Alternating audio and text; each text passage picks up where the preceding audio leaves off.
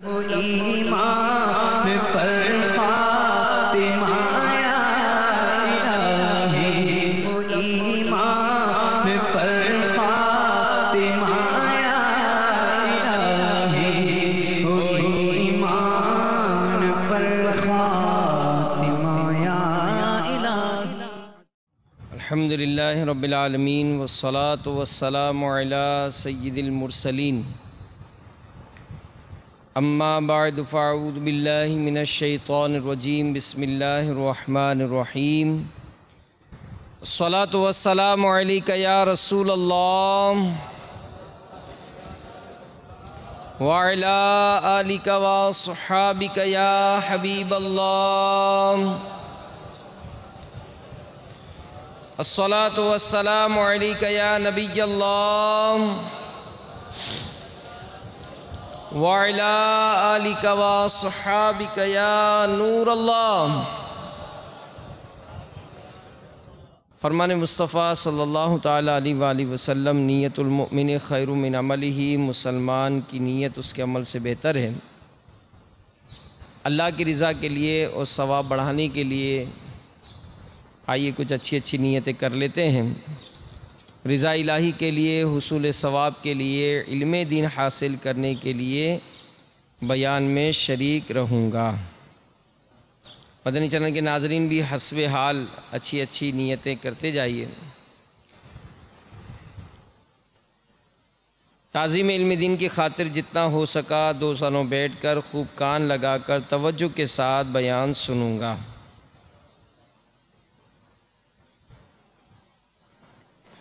जो बातें सुनूंगा उसे याद रखूंगा, अमल करूंगा, दूसरों तक पहुंचाने की कोशिश करूंगा। फरमान मुस्तफ़ा सल्लल्लाहु ताला अलैहि वसल्लम है, जिसके पास मेरा ज़िक्र हुआ और उसने मुझ पर दुरूद पाक न पढ़ा, उसने जफ़ा की। सल्लु अलल हबीब सल्लल्लाहु ताला अला मुहम्मद, तूबू इलल्लाह अस्तगफिरुल्लाह। सल्लु अलल हबीब सल्लल्लाहु ताला अला मुहम्मद व अला आलिही व स्वहबिही व बारक वसल्लम। अपने दौर के जय्यद आलिम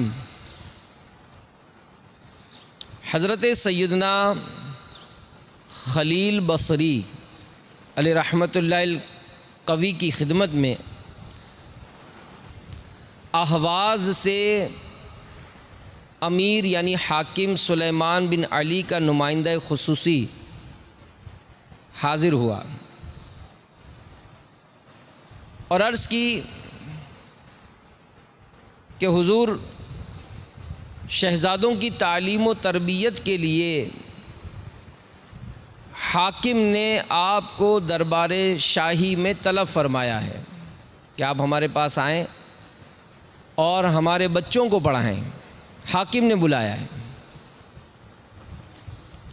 तो हज़रत सैयदना खलील बसरी अलैहि रहमतुल्लाहिल कवी ने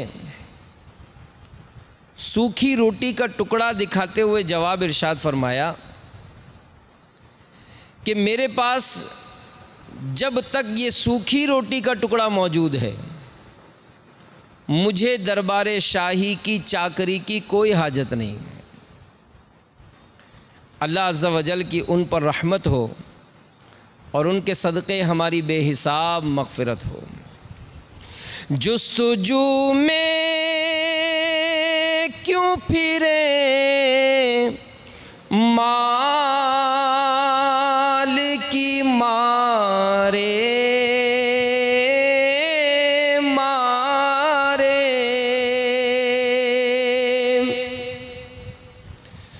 जुस्तजू में क्यों फिरे माल की मारे,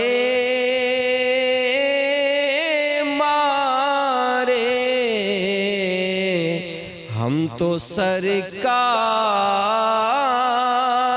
के टुकड़ों पे पला करते हैं। तो सरकार के टुकड़ों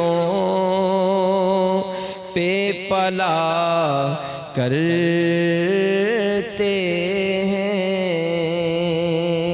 तो मेरे मीठे मीठे प्यारे प्यारे इस्लामी भाइयों, मदनी चैनल के नाजरीन, बातनी बीमारियों के हवाले से हम किसी मौजू पर मदनी फूल सुनने की कोशिश करते हैं, समझने की कोशिश करते हैं।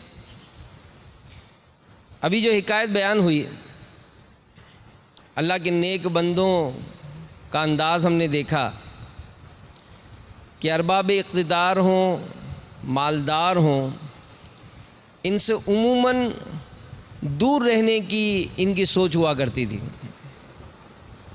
क्योंकि ये एक बड़ा अजीब व गरीब मौजू है, मैटर है कि जब किसी मालदार से कोई ताल्लुक़ होता है ना, तो अब ज़ाहिर है उसको राज़ी रखना है, तो उसकी चापलूसी की जाती है, खुशामदें की जाती हैं, और फिर बंदा बहुत सारे गुनाहों में जो है वो मुब्तला हो जाता है। तो याद रखिए कि ये जो चापलूसी है, जिसको खुशामद भी कहा जाता है, ये तमल्लुक़ इसे उलमा ने लिखा है। इसकी तारीफ़ ये लिखी है कि अपने से बुलंद रुतबा शख्सियत या साहिब मनसब के सामने महज मफाद हासिल करने के लिए आजिज़ी व इनकिसारी करना या अपने आप को नीचा दिखाना, ये तमल्लुक़ यानी चापलूसी कहलाता है। और अल्लाह तबारक व तआला कुरान पाक में इरशाद फरमाता है, वइज़ा क़ील लहुम ला तुफ़सिदू फ़िल अर्दि क़ालू इन्नमा नहनु मुस्लिहून। मेरे आका आला हज़रत इमाम अहले सुन्नत मुजद्दिद दीन व मिल्लत परवाने शमअ रिसालत इमाम इश्क़ व मोहब्बत मौलाना शाह इमाम अहमद रज़ा ख़ान अलैहि रहमतुर रहमान कंज़ुल ईमान शरीफ में इसका तर्जमा कुछ यूँ करते हैं, और जो उनसे कहा जाए कि ज़मीन में फ़साद न करो तो कहते हैं हम तो संवारने वाले हैं। सदरुल अफ़ाज़िल हज़रत अल्लामा मौलाना सैयद मोहम्मद नईमुद्दीन मुरादाबादी अलैहि रहमतुल्लाहिल हादी ख़ज़ाइनुल इरफ़ान में इस आयत मुबारका के तहत फरमाते हैं कि कुफ़ार से मेल जोल, उनकी खातिर दीन में मुदाहनत और अहले बातिल के साथ तमल्लुक़ व चापलूसी और उनकी खुशी के लिए सुलह कुल बन जाना और इजहार हक़ से बाज रहना, ये शान मुनाफिक और हराम है। इसी को मुनाफिकीन का फ़साद फरमाया गया। तो आजकल ये अंदाज़ भी लोगों में पाया जाता है कि जहाँ गए वहीं के हो गए, जिस जगह गए उस जगह के हो गए। और इसकी इस्लाम में मुमानियत है, क्योंकि ज़ाहिर व बातिन का यकसा ना होना ये बहुत बड़ा ऐब है। अहादीस मुबारका में भी इसकी बड़ी मज़म्मत बयान हुई। चुनाचे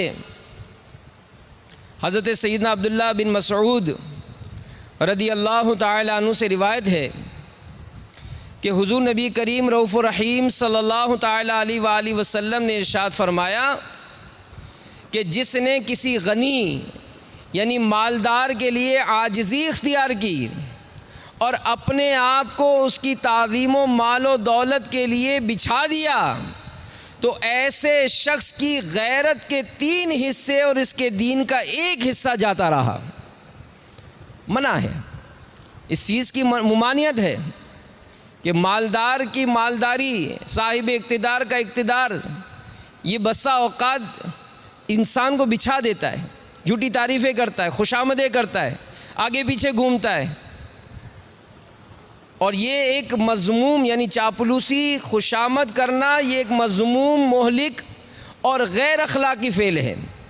बसा औक़ात चापलूसी और खुशामद हलाकत में डालने वाले दीगर कई गुनाह जैसे झूठ, गीबत, चुगली, बदगुमानी वगैरह में मुब्तला कर देती है, जो हराम और जहन्नम में ले जाने वाले काम हैं। अलबत्ता इल्म दीन हासिल करने के लिए अगर खुशामद की ज़रूरत पेश आए इल्म दीन हासिल करने के लिए, तो तालिब इल्म को चाहिए कि अपने उस्ताद और तालिब इल्म इस्लामी भाइयों की खुशामद करे, ताकि उनसे इल्मी तौर पर मुस्तफ़ीद हो सके। ऐसी खुशामद और चापलूसी शरअ में ममनू नहीं। अल्लाह के महबूब दाने ग़ुयूब मुनज़्ज़हुन अनिल उयूब सल्लल्लाहु अलैहि वसल्लम ने इरशाद फरमाया कि खुशामद करना मोमिन के अखलाक में से नहीं, मगर इल्म हासिल करने के लिए खुशामद कर सकता है। लेकिन यहाँ इल्म हासिल करने के लिए कौन करता है?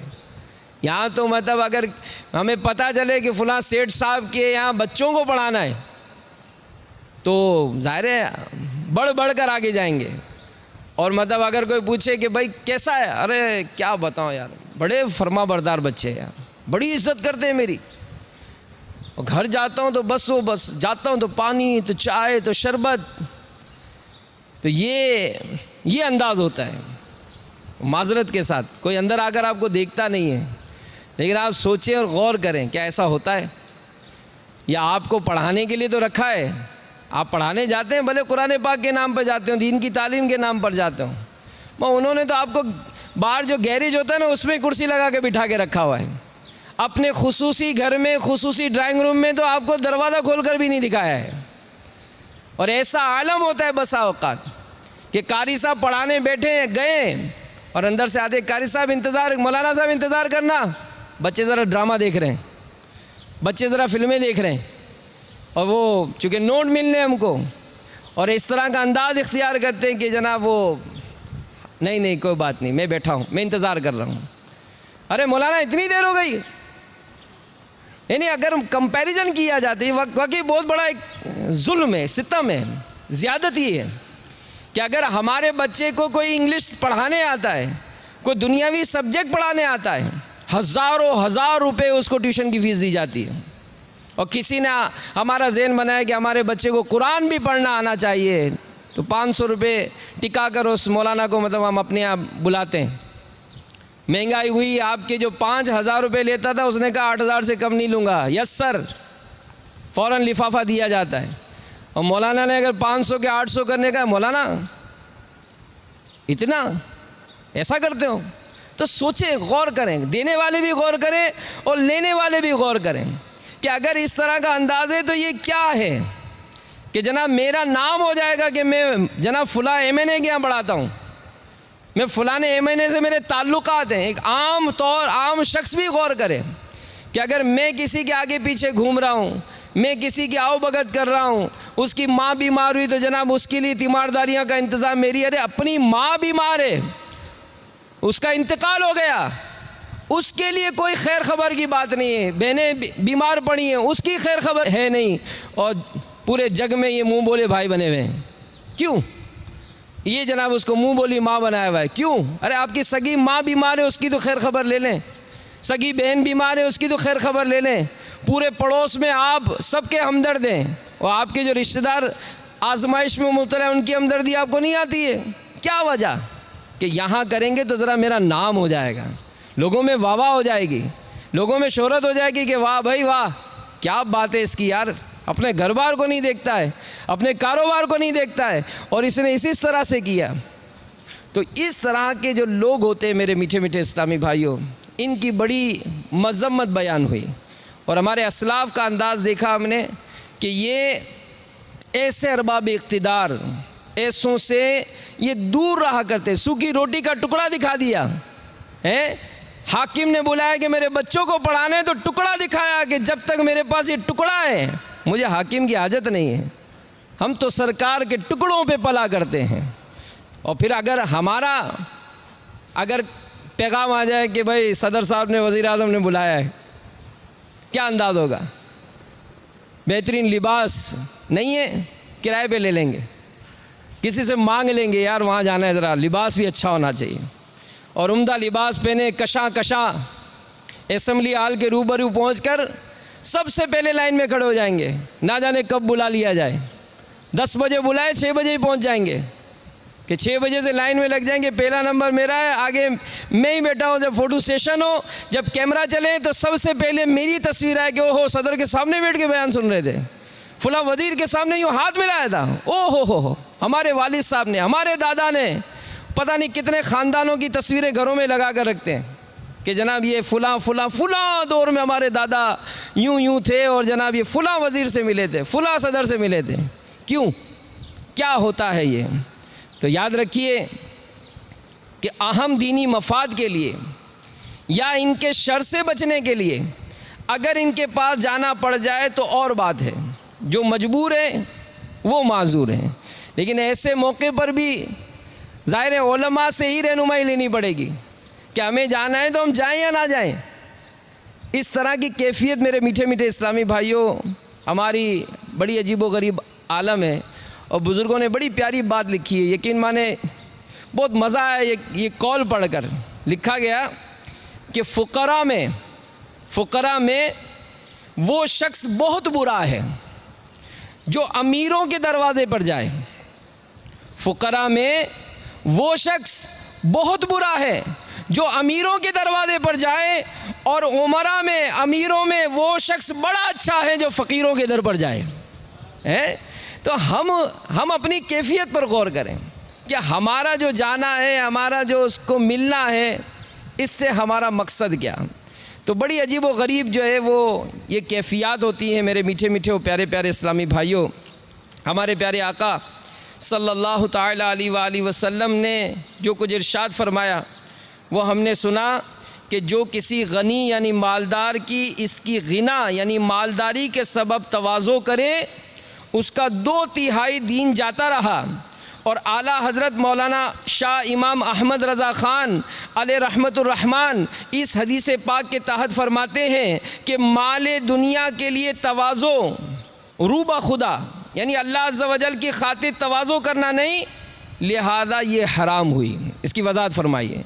तो हमें अपने मामलात पर गौर करना चाहिए। और ये क्यों होता है, इसके असबाब भी लिखे गए। चुनाचे ये चापलूसी का मरज़ इंसान को क्यों पैदा होता है, इसका एक सबब ये बयान किया गया कि जब इंसान की तबीयत आराम पसंद हो जाए, यानी वो खुशामद और चापलूसी इसलिए करता है कि इसकी आवभगत करूँगा, इसकी चापलूसी करूँगा तो ज़रा मुझे माल मिल जाएगा, मुझे कोई ओहदा मिल जाएगा, मुझे कोई शोहरत मिल जाएगी। तो यूँ वो शॉर्टकट में ही समझ लो कि फ़ौरन आगे बढ़ना चाहता है। तो वो शख्स जो आराम पसंद हो जाए, मेहनत की आदत यकसर ख़त्म हो जाए, तो बंदा अपने ज़ाती मफादात के हुसूल के लिए चापलूसी की सीढ़ी इस्तेमाल करता है। यानी अगर कोई शख्स मालदार भी है और हमें मालदार बनना है तो गौर तो करें, सोचे तो सही, मालदार बनने के लिए इसने भी तो कोशिशें की थी ना। इसी की वाक़या सुनाते हैं कि यार ये तो फुटपाथ पर रेडी मतलब केबल लगाता था, आखिर इसने दुकान की थी, दुकान के बाद और दुकानें हुई, फिर मार्केट बनी, तो आज ये बहुत बड़ा सेट बन गया। और जनाब इसने इसी तरह से जो मनसब शोहरत हासिल की तो इसने बड़ी कोशिशें की। और हम है कि हमको ऐसा मनसब, ऐसी शोहरत, ऐसी दौलत चाहिए, लेकिन है यही कि रातों रात कोई बॉन्ड लग जाए और हम सुबह उठें तो करोड़पति हो जाएं। ऐसा नहीं होता है। कोई भी ऐसा काम करने के लिए इंसान कोशिश तो करे ना, कोशिश तो करे। एक किताब में पढ़ा था, एक शख्स, एक दौर में लोग अपने जिस्मों पर मुख्तलिफ़ जानवरों की, दरिंदों की, इसी की तस्वीर बनवाते थे। अब भी बाद औक़ात ये लोग करते हैं और मना लिखा है इसको। तो एक शख्स को शौक़ हुआ कि मैं भी अपने बाजू पर एक शेर की तस्वीर बनवाऊं। चुनाचे वो पहुंचा जो गूदते हैं और उसको कहा कि मैं एक शेर की तस्वीर बनवाना चाहता हूं अपने बाजू पर। रकम वगैरह तय हो गई, उसको बिठा लिया गया। अब जैसे ही बिठाकर उसने अपनी सामान उठाया, सुइयाँ वगैरह, और उसने उसको गूदना शुरू किया। अब जैसे ही सुई लगी ना तो उसकी चीख निकली, ओ क्या कर रहे हो? तो कह रहा शेर की दुम बना रहा हूँ। कहने लगा मुझे दुम की आदत नहीं है भाई, मेरा शेर बगैर दुम के सही है, शेर दुम नहीं बनाओ। अच्छा, फिर जनाब उसने गूदना शुरू किया। अब जैसे ही सुई मारी तो फिर आवाज़ निकली, ओ क्या बना रहे हो? कह रहे शेर का कान बना रहा हूँ। ओ भाई, कान का क्या करना है मुझे, शेर बगैर कान के चलेगा। फिर जनाब कान भी छोड़ दिया उसने। फिर उसने गूदना शुरू किया, फिर सुई लगाई तो फिर आवाज़ निकली, ओ अब क्या बना रहे हो? कह रहे शेर की नाक बना रहा हूँ। ओ भाई, मेरा शेर को सांस थोड़ी लेगा, बगैर नाक के चला। तो उसने सामान रख दिया। उसने भाई, जब आपने दुम नहीं बनवानी, जब आपने कान नहीं बनवाना और नाक नहीं बनवानी, तो ये शेर बनाने से ही बाज रहे हैं। मतलब क्या कि अगर आपको ये काम करवाना है और वो चीज़ हासिल करनी है जो लोगों को देखिए, तो जिस तरह उन्होंने उस तकलीफ़ को सहा था, आपको भी तो तकलीफ़ सहनी पड़ेगी। तो समझाने के लिए कि अगर कोई आपको मकाम हासिल करना है, कोई बात हासिल करनी है, तो कोशिश क्या है इसमें, बैठे बैठे सारा हो जाए। अब कोई बड़ी उम्र का शख्स कहते वाकई मैंने कुरान नहीं पढ़ा, हो वाकई बहुत ज़िंदगी गुजर गई, मेरी नमाज भी दुरुस्त नहीं है। अच्छा, मैंने तो इतने हज किया, हज का मामला भी मैंने तो नहीं सीखा था, इल्म दीन मैंने इतनी ज़कातें दी, ज़कात का मामला भी नहीं सीखा। अब ये सारे मामलात अगर किसी ने एहसास दिला दिया तो क्या अब फारिग हो गए? कोशिश तो करनी पड़ेगी ना। अगर आज 50 साल की उम्र में भी किसी ने एहसास दिलाया कि हुजूर आपने जो बचपन से कुरान पढ़ा दुरुस्त नहीं पढ़ा, आइए दावत इस्लामी वाले अब भी आपकी खिदमत के लिए तैयार हैं, आपको अब भी कुरान पढ़ाने के लिए तैयार हैं। लेकिन आप इसमें अपना ज़हन तो बनाएं, आप कोशिश तो करेंगे ना। कोशिश ना करें और कहें कि नहीं जनाब ऐसे ही सब कुछ हो जाएगा, तो ये दुरुस्त नहीं है। तो अगर कोई आपको मकाम हासिल करना है तो कोशिश करनी पड़ेगी। दुनियावी मफाद हासिल करने के लिए, शोहरत हासिल करने के लिए, अगर ज़ाती मफादात के हुसूल के लिए चापलूसियाँ करते रहेंगे, सीढ़ियाँ बनाते रहेंगे, तो ये दुरुस्त नहीं है। इसका इलाज यही लिखा गया कि बंदा खुद को मेहनत का आदी बनाए, ताकि चापलूसी की बजाय इसकी मेहनत को कामयाबी की सनद समझा जाए। फिर दूसरी बात, तमल्लुक, यानी यही चापलूसी का एक सबब शोहरत की तलब है।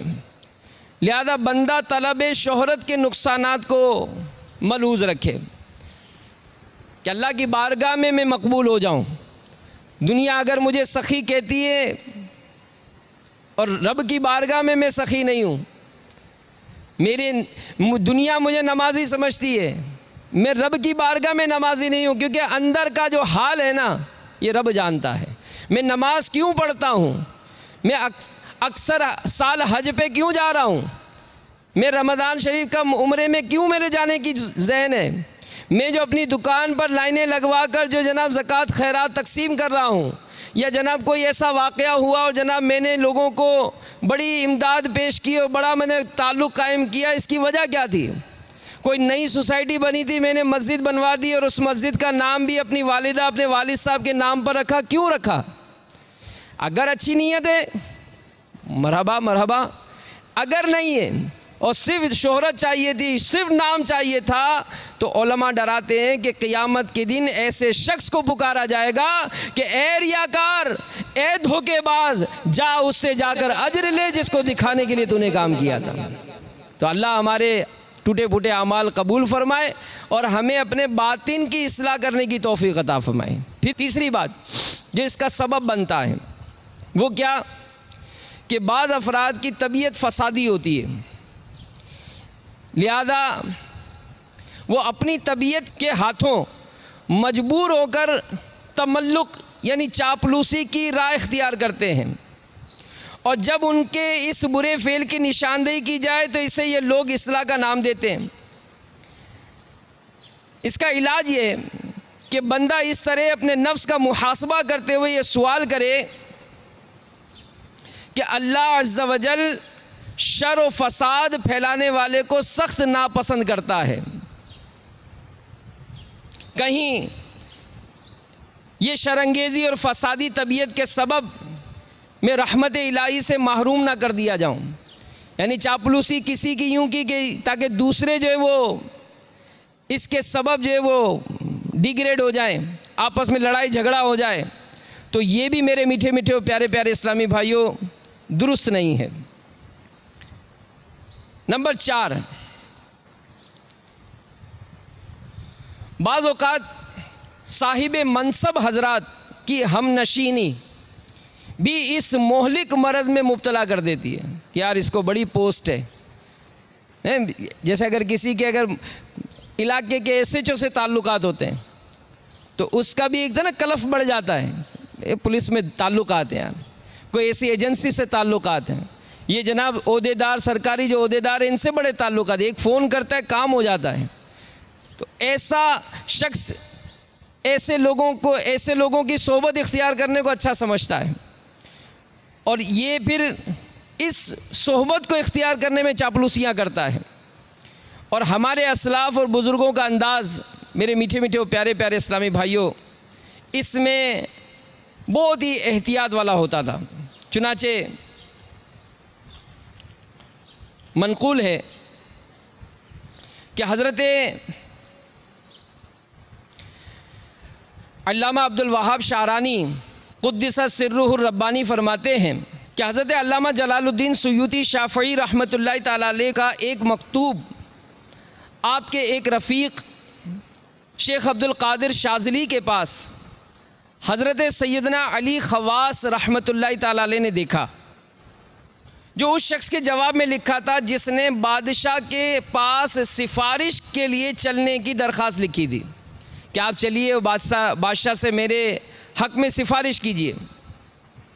उस मकतूब के जवाब में अल्लामा जलालुद्दीन सुयूती शाफ़ई रहमतुल्लाहि तआला अलैह ने तहरीर फरमाया था, मेरे भाई अल्हम्दुलिल्लाह अज़्ज़ा वजल, मैं इस वक्त हुज़ूर सल्लल्लाहु अलैहि वसल्लम की खिदमत बाबरकत में 75 मरतबा बेदारी की हालत में बिल मुशाफ़ा हाज़िर हो चुका हूँ।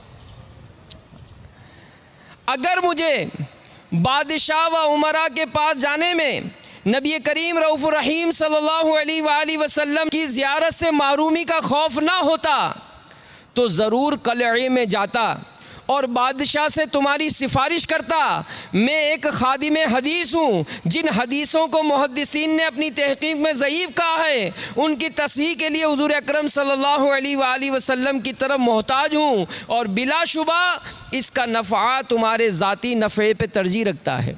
मुझे नेमत मिली है, कहीं ऐसा ना हो कि तुम्हारी सिफारिश के लिए मुझे बादशाह के पास, उमरा के पास जाना पड़ेगा, इस सादत से मैं मारूम हो जाऊँ। तो ये रूहानियत का इनको अजीम नुकसान का ख़दशा था। इस ज़मन में एक और हिकायत मुलाहिज़ा फरमाइए जिसमें हाकिम यानी गवर्नर के पास जाने के सबब रूहानियत को सख्त नुकसान पहुँचने का वाज़े बयान है।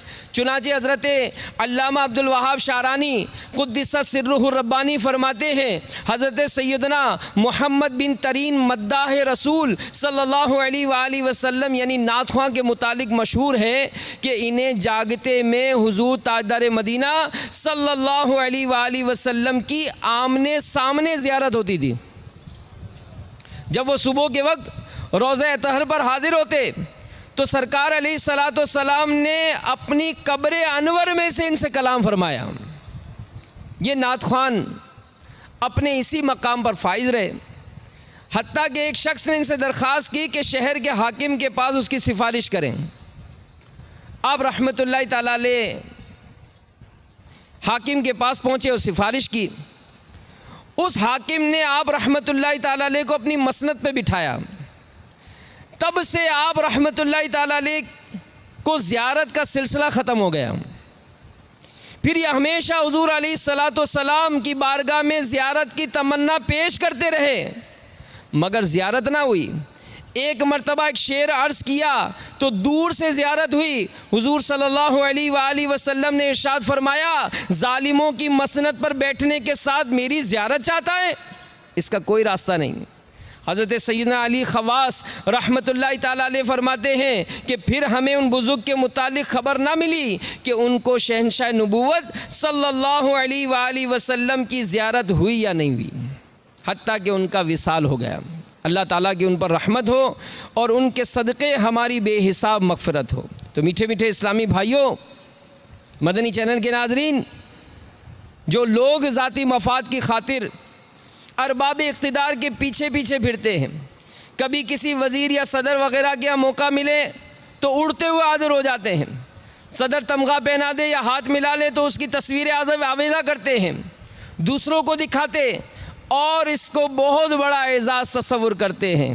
इनके लिए इन हिकायात में बहुत कुछ दर्स इबरत है कि किस चीज़ की कमी है मौला तेरी गली में, किस चीज़ की कमी है मौला तेरी गली में, दुनिया तेरी गली में, उक़बा तेरी गली में, तख्ते सिकंदरी पर वो थूकते नहीं हैं, तख्ते सिकंदरी पर वो थूकते नहीं हैं, बिस्तर लगा हुआ है जिनका तेरी गली में।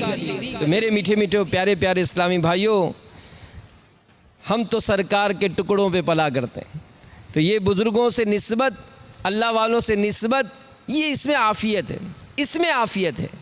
और हमने सुना कि ये जो हम नशीनी की जो ख्वाहिश होती है, तो ये भी इसको मोहलिक मरज़ कहा गया कि ऐसे साहिब मनसब हजरात की जो सोहबत की जो एक बीमारी है, अगर ये पैदा हो जाए तो इससे भी ये चापलूसी का मरज़ पैदा होता है। तो इसका इलाज ये है कि बंदा बक़द्रे ज़रूरत ही साहिब मनसब अफराद से ताल्लुक़ रखे और बेजा मामलात से, मुलाकात से परहेज़ करें। बाद औक़ात ऐसा भी होता है कि बाद जो नॉर्मल फैमिली से ताल्लुक़ रखते हैं वो बड़े बड़े घरानों के लड़कों से दोस्तियाँ कर लेते हैं। अब ज़ाहिर है हर वक्त इंसान खाता पीता नहीं है, कभी ख़ुद भी शौक़ होता है कि यार मैं भी तो इस गैदरिंग में कुछ मिलाऊँ। अब वो जब भी जाओ हज़ारों रुपए खर्च कर दें तो जनाब फिर इंसान कहीं से चोरियां करना शुरू करता है, अपना मामला पूरा नहीं होता तो डकैतियां करना शुरू करता है कि यार मैं अपनी गैदरिंग में अपना भी तो स्टेटस बनाऊं। तो अपनी गैदरिंग देखें, दावत इस्लामी वालों को देख लें कि अल्लाह की रहमत है, इनको तो एक ऐसा एक मदनी माहौल और ऐसे प्यारे प्यारे अमीर अहले सुन्नत मिले कि इनकी सोच देखें कि दावत इस्लामी में मालदार भी हैं, गरीब भी हैं, लेकिन सबको ये सफ़ेद लिबास पहनने की तरगीब दिला दी। अब कोई 5000 वाला सूट पहने या 1000 वाला सूट पहने, दिखने में सब एक ही होता है कि भाई एक ही सूट पहना है।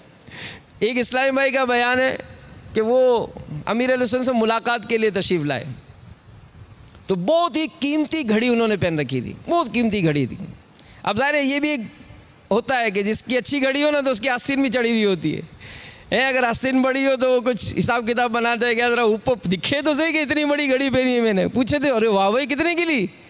अब ये सारा अंदर का मामला है। हम किसी को देखकर ये नहीं कहेंगे यार ये देखो दिखा रहा है, लेकिन अपने आप से पूछेंगे यार ये क्यों ऐसा है।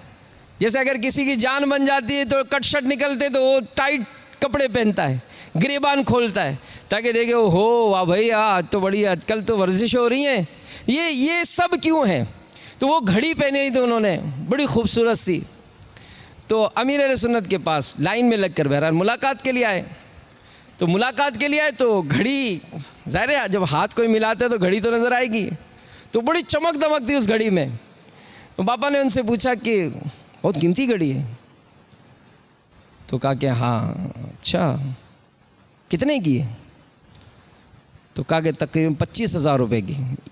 यूँ अंदाज़न बता रहा हूँ, इस तरह से कोई अच्छी कीमत बताई। अच्छा, अपनी घड़ी दिखाई, वो काली कलर की जो लाइट, कोई लाइट है इसमें? वो 25,000 वाली घड़ी जो थी ना उसमें मुझे लाइट है इसमें? कहा नहीं, मेरी 200 वाली घड़ी इसमें लाइट भी है। तो समझाने के लिए अपनी घड़ी दिखाई उसमें लाइट भी जलती है, तो वो 200 रुपये की तकरीबन इस तरह की कम कीमत की होती है। तो बापा ने ये ज़हन भी दिया।